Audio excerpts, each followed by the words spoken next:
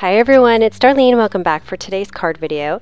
Today I have a pop-up card that I used several dies to create. I'll show you how it works here. I've got a pretty simple outside, and when you open it up you can see it pops up, and I've got some pattern paper in the back, and my sentiments are also back there that cut out. And it's a pretty simple and easy card to make, believe it or not. So to get started, I'm going to show you what I'm going to use. I'm going to start with the Pile of Gifts die by Simon Says Stamp. I'm also using the Celebration Time balloons and the Happy Birthday sentiment. All Simon Says Stamp dies today. So I started using this new Fiskars trimmer because my Cutter P, my EK Success or EK Tools trimmer just kept breaking because I kept dropping it on the floor. So it's my fault. But anyway, so I'm trying this out, and so far so good. I really like it. There's a little piece of wire that's right down the middle here that you can kind of see where you're cutting. And I kind of like that. So anyway, I'm taking an 8.5 by 11 piece of Nina Solar White cardstock, and I'm cutting it straight down the middle.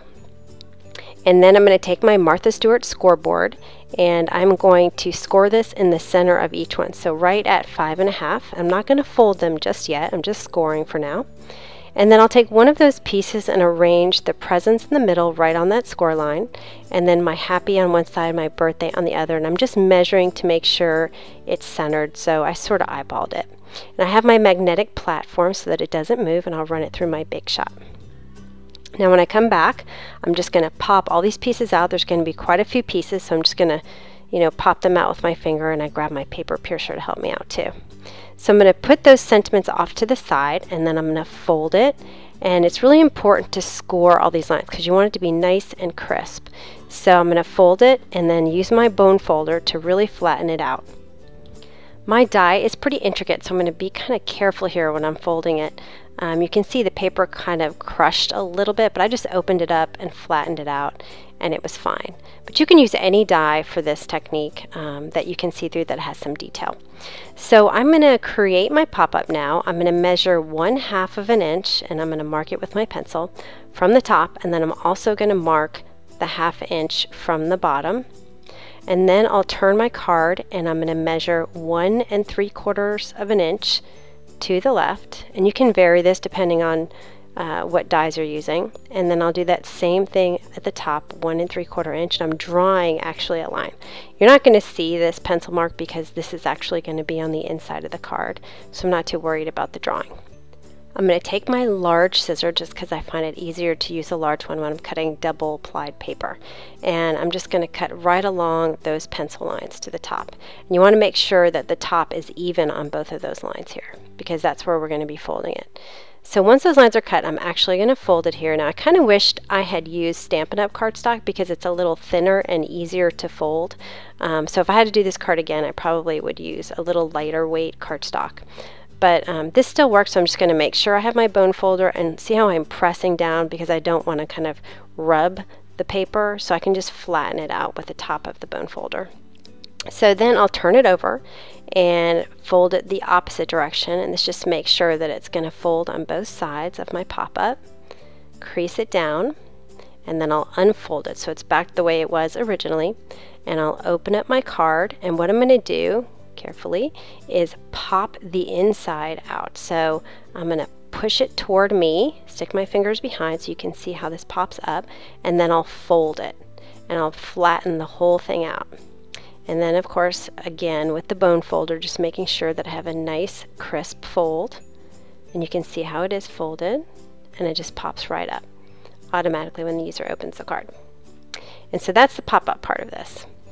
Now I'm going to work on the base. It's that other piece of folded and scored cardstock. And I'm just going to position my die cut piece on top of the card base. I'm going to take a pencil and mark the rightmost and the leftmost, and then the top and the bottom. And those are the areas I need to cover with the pattern paper. So that way I make sure that I don't leave any holes in the back that can be seen. You'll want to use a pattern paper that's very colorful and vibrant so that you can see it in the background. You don't want one that has too much white in it. So I pulled a page from this Doodlebug Sun-Kissed pattern paper set, and you can see the one on the left has a little bit too much white, but this one has just the perfect amount of color. And you also want a pattern that you can tilt a little bit, because depending on which dies you use, you may need longer than 6 inches across, and I did. So I had to tilt my paper, but I managed to cover everything. I'm going to put my top piece on here to make sure that I have it oriented just right so that I have everything covered, and I do. So what I'm going to do is take a pencil and I'm going to mark the top edge and the bottom edge, and then I'm going to trim it along that line, actually just about 1/4 of an inch inside that line to make sure that you can't see it from the side. So here it is cut out. You can see I cut it just shorter so that you wouldn't be able to see it from the side. And now I need to position it between the right and the left sides to make sure that nothing of the white shows. So I'm just going to mark it so that when I take it off and put my ATG on it, that I'll be able to reposition it back where it needs to go. So now I'm just going to place it down. Now remember, this white piece is already scored, but my pattern paper is not. So I'm going to score this again. So I'm going to put it back in my scoreboard and I'm going to score it at 5.5. I'm going to do it a few times here to make sure I get a nice good crease that I can fold on. And then I'll take that bone folder and I will fold it and make sure that I press down and get a nice crisp edge. Now I'm going to work on the front of the card. I have these balloon dies I'm going to cut out using my Big Shot and some Nina Solar white cardstock. I'm going to take some distress inks first. I'm going to use peacock feathers and I'm going to just ink up these pieces really quickly. Usually when I do a pop-up, I make the outside really super simple because the inside is kind of the star of the show. But I'm using my big ink applicator just because I have some of those small round ones, but I find that they're kind of rough and they don't get you don't get a nice even coverage of color. So I always use my rectangular ones. I just like those better. So I'm going to add some twine here. I'm going to take a micro glue dot. This is a really small glue dot. I'll grab one of those and put it right on the top of the balloon where the twine is going to wrap around. So right on the front at the bottom there. And that's going to hold my twine into place. Then this is some Doodlebug Black Beetle twine. I love this. I've been using it for years. It's just really good quality thread. So if I can get this figured out, I'm just going to make a loop here. So kind of getting my knot ready, but not closing it all the way. So once I get my circle prepared, I will put my balloon, the end of that balloon, right into that circle. And you want to pay attention to which side your tail is going to be on. I didn't really pay attention, but it worked out for me in the end.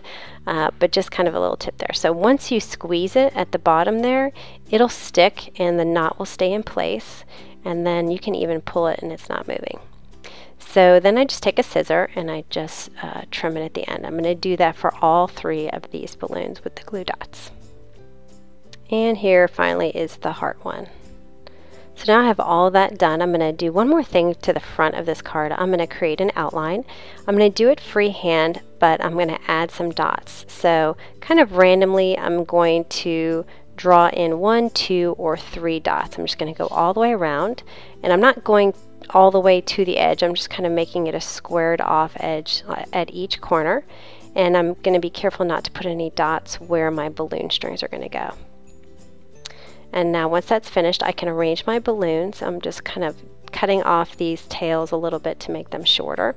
So I have 2 going one way and 1 going the other way. So I'm just going to arrange my balloons. And also, because you have those glue dots in there, you can kind of arrange the tail. It's flexible, so you can kind of push it into any direction. And so now I'm going to put some Stampin' Up! Dimensionals to pop them up on the front. And I'm going to wrap my twine around the back, and I'm doing this before I adhere my pop-up piece because this is going to be sandwiched in between those 2 layers. I'm just going to put some ATG tape runner to get some stickiness on the back. I'll wrap them around. I thought they were a little too spread out, so I just took it off and put them closer together and push them back on, and then you can always arrange it on the front a little bit. So I like the way that looked, so I just trimmed off the edge. And now I'm ready to put my center pop-up piece in. The easiest way to do this is to fold it and do one side at a time. So I'm going to put a bunch of tape runner on one side, and then I'm going to line up the middle scored parts. So sorry my head is blocking this a little bit, but you can see I'm kind of lining up the centers of both of these pieces. And then I'm going to squeeze it together a little bit starting at the bottom and work my way up till I get to the top to get all that nice and flat. And then I'll flip it over and do the same thing. Well, my tape runner ran out of tape, so I just grabbed this duck adhesive runner, which comes out in segments, and the segments were falling off the side. I hate that, it drives me crazy. So I grabbed my Stampin' Up! Tape runner. I never use it because it's so expensive, and so it had all this dust and dog hair on it because I don't use it. So anyway, once I got that taken off and I got it all adhered, I'm ready to go. And what you want to do is you lay it flat and then you close the card. Just closing it up so that it's all nice and even. And just press it firmly into place. And so the pop-up is now ready. My last step, I decided to add those sentiment words back in. So I took my happy and I put it in between some tweezers, and I'm just going to dab the other side with some 2A glue pen. And then I'll place it with my tweezers, and I kind of pressed it down with my fingers, and you want it to stick to the back of the pop-up. You have to kind of get it through the pop-up. And so my fingers were a little big, so I grabbed my paper piercer, and then it went a lot better after that. So I'm just using my paper piercer to press all the different parts of the sentiment through the hole and then adhere it to the background. And then of course on the left it'll be inlaid with the card base. And that way you can kind of see it through. I thought that'd be kind of interesting to do.